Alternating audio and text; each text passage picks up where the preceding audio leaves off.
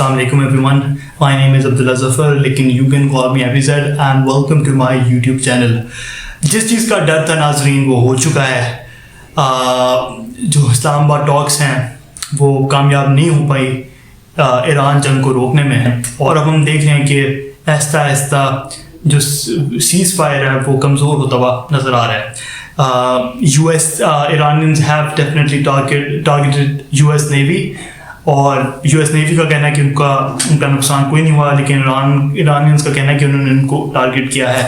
उसके साथ UAE जो कि ज़्यादा अहम डेवलपमेंट है उसमें उधर ये हुआ कि ड्रोन स्ट्राइक्स हुई हैं और काफ़ियों को UAE ने न्यूट्रलाइज भी किया है. लेकिन UAE का एक पेट्रोलियम सेंटर है वो हिट हुआ है. आई गेस उसका नाम फुजैरा है, पता नहीं अगर मैं सही प्रोनाउंस करूँ, अगर मैं नहीं कर रहा तो kindly correct me in the comment section.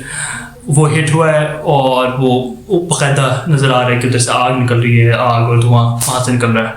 तो जिसको यूनाइटेड अरब एमिरेट्स की गवर्नमेंट ने जिस पे सख्त जवाब देते हुए ये भी कहा है कि वो बदला लेंगे और वो ईरान पे हमला करेंगे, और अगर उन्होंने किया हमला तो ऑब्वियसली जंग एक्सपैंड होगी. परसों की खबर है, मैं आपको पढ़ लूँ कि ईरान से ball in US court on war और डिप्लोमेसी.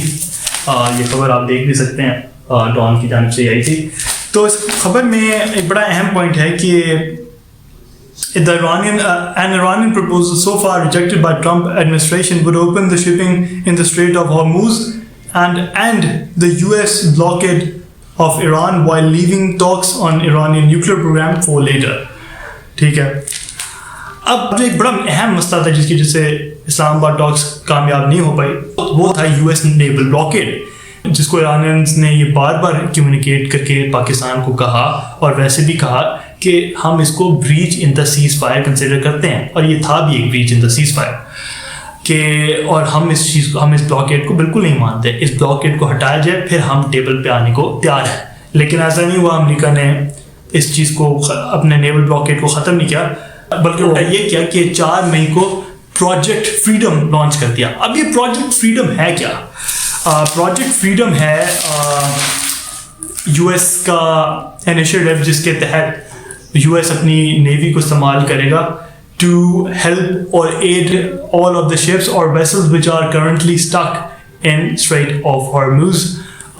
ये तमाम बहरी जहाज जो कि और ममालिक के लिए काम करते हैं, जो कि ऑयल ट्रांसफ़र करने के लिए हैं मेनली और गुड्स ट्रांसफ़र करने के लिए हैं, ये कोई 2000 के करीब जो है जो कि अभी आबना हॉर्मुज में फंसे हुए हैं. इस प्रोजेक्ट को कामयाब बनाने के लिए अमेरिका ने 15,000 सर्विसमैन डिप्लॉय किए हुए हैं. उन्होंने 12 डिस्ट्रॉयर्स डिप्लॉय किए हुए हैं और 100 एयरक्राफ्ट का भी वो इस्तेमाल करेंगे जो कि दीगर US मिलिट्री बेसिस से उड़ेंगे जो कि मशरिक़ वस्ता में मौजूद हैं. इसके साथ ही the 12 US Navy destroyers are also aided with US aircraft carriers, and these are US Abraham Lincoln and the US Dwight D. Eisenhower, जो कि destroyers को मदद करेंगे ईरानियन नेवी को टारगेट करने में. अब ऑब्वियसली जब इस तरह के इक़दाम उठाए जा रहे हैं अमेरिका की जानिब से, तो ये मज़ीद एस्केलेशन की तरफ ही बात जाएगी, और ये इस तरह के इक़दाम मज़ीद जो सीज़ फायर है उसको कमज़ोर ही करेंगे. तो ये तो है एक सिचुएशन जिसके तहत हमें ऐसा नज़र आ रहा है कि सीज़ फायर ख़त्म होता जा रहा है. अब मुझे क्या लगता है, मुझे ये लगता है कि ये जंग अभी कंटिन्यू करेगी. अब हम सबको या दुनिया में तमाम लोगों को ये चीज़ अपने माइंड में बिठा लेनी चाहिए कि पेट्रोल की कीमतें अब मज़ीद बढ़ेंगी और बढ़ती जाएंगी काफ़ी ज़्यादा. जंग अभी रुकने वाली नहीं है, ये अब 2 या 3 या 4 साल भी चलेगी जंग, ये जाएगी. इसमें अमेरिका की ना आएगी. अमेरिका कोई मिलिट्री ऑब्जेक्टिव्स हासिल नहीं कर पाएगा, ऑल्दो वो ईरान को बहुत भारी नुकसान पहुंचाएगा infrastructure wise, economy wise and और जो ह्यूमन लेवल पे जो एंड पॉपुलेशन वाइज, मतलब बहुत ज़्यादा सिविलियन पॉपुलेशन का नुकसान होगा, बहुत ज़्यादा लोग मरेंगे. ईरानी लोगों की बात करूँ, साथ ही काफ़ी अमेरिकी फ़ौजी भी मारे जाएंगे. लेकिन एट दी एंड US जो अपना मिलिट्री ऑब्जेक्टिव है वो हासिल नहीं कर पाएगा. बस ये अब अना की तरफ जाएगी जिसमें Donald Trump most likely US ground troops be drop کریں گے ایران میں اور وہ ایک لینڈ انویژن کی طرف بھی جانا چاہیں گے. اور اگر وہ بھی کامیاب نہ ہوا تو وہ پاسبل ٹیکٹیکل نیوکلیئر ویپنس کو بھی کنسیڈر کریں گے. اب اس میں کون ہے بگ ونر؟ اس میں اگر ہم دیکھا جائے یو ایس، ایران اور اسرائیل. جب یہ جنگ شروع ہوئی تو اصل میں جیت تھی اسرائیل کی، جس نے کنونس کر لیا امریکہ کو کہ آپ ایک ایسی جنگ میں شامل ہوئے جس میں آپ کا کوئی مفاد نہیں ہے، صرف مفاد ہے تو ہمارا. اس میں وہ کامیاب ہو گئے. اور اگر یہ جنگ یوں کنٹینیو ہوئی تو یہ اسرائیل کے لیے ایک بہت بڑی جیت ہی ہوگی کہ انہوں نے جتنا امریکہ کو استعمال کرنا تھا ایک اپنے ایڈورسری کو تباہ کرنے میں، وہ ہو جائے گا. وہ کافی حد تک ایران کو کمزور تو کر ہی دیں گے. مطلب ایران ریٹیلیٹ تو کرتا رہے گا لیکن بہت ہائی لیول پہ ڈیمیج کو بھی ابزارو کرتا رہے گا.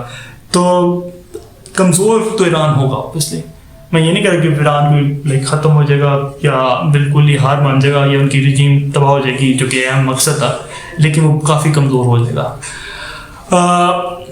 ساتھ ہی کچھ اور اگر میں اس کو اور ایکسپلینیشن جاؤں تو کافی چیزیں ہیں کہ پیٹرول ڈالر کی بھی اہمیت کافی کم ہو جائے گی، پیٹرول ڈالر کی ویلیو کافی کم ہو جائے گی. That would eventually be replaced by Chinese yuan, but that's another topic. دوسری جو چیز میں نے آپ کو بتائی تھی وہ یہ ہے کہ 14 یا 15 مئی کو ڈونلڈ ٹرمپ کی میٹنگ طے ہے ود شی جن پنگ. اس میٹنگ میں وہ ڈسکس کریں گے کہ گوئنگ فارورڈ چین اور امریکہ کے تعلقات کیسے ہونے چاہیے، اور وہ ٹیرفس پہ گفتگو کریں گے، اپنی پالیسیز پہ گفتگو کریں گے، خاص طور پہ اس پہ کہ چائنیز پروڈکٹ پہ ان کو کیا ٹیرف مزید لگانے چاہیے یا ٹیرفس کو کم کر لینا چاہیے، اور ریلیشن شپ کو کیسے موونگ فارورڈ ہم نے لے کے چلنا ہے. اس میٹنگ میں ہمیں سب سے اہم چیز دیکھنی یہ ہوگی کہ ان کی ڈونلڈ ٹرمپ کی باڈی لینگویج کیسی ہے.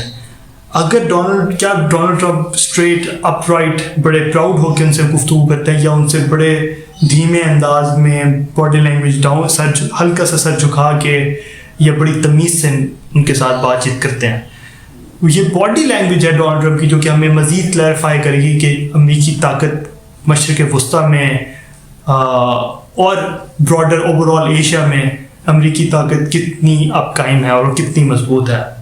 اور یا تو مضبوط نہیں ہے تو ڈز دیٹ مین کہ the bipolar world has now been established where China rules over Asia and the Americans are now limited to the Western Hemisphere. اچھا تو یہ تو ہوگی اس کے اوپر ایک تھوڑا بہت جنرل آئیڈیا ہمارا کہ اس میٹنگ میں ہم کیا ایکسپیکٹ کر سکتے ہیں. دوسری آخری جو چیز جو میں نے آپ کے سامنے پیش کرنی ہے اور جس کا میں نے ذکر کرنا ہے وہ یہ ہے کہ ہم نے دیکھا کہ ایران پہ بھی حملہ ہو گیا، فلسطین تباہ ہو گیا، شام بھی تباہ ہو گیا، اور لبنان پہ تو ابھی تک اسرائیل حملے کر رہا ہے despite the ceasefire being in effect, لیکن اس کو وائلیٹ کری جا رہا ہے. ہم نے GCC کنٹریز کے بھی حالات کو دیکھ لیا کہ جب ان پہ ڈرون اسٹرائکس ہوئی تو وہ کچھ کر نہیں پائے ان کو ڈرونز کو روکنے میں.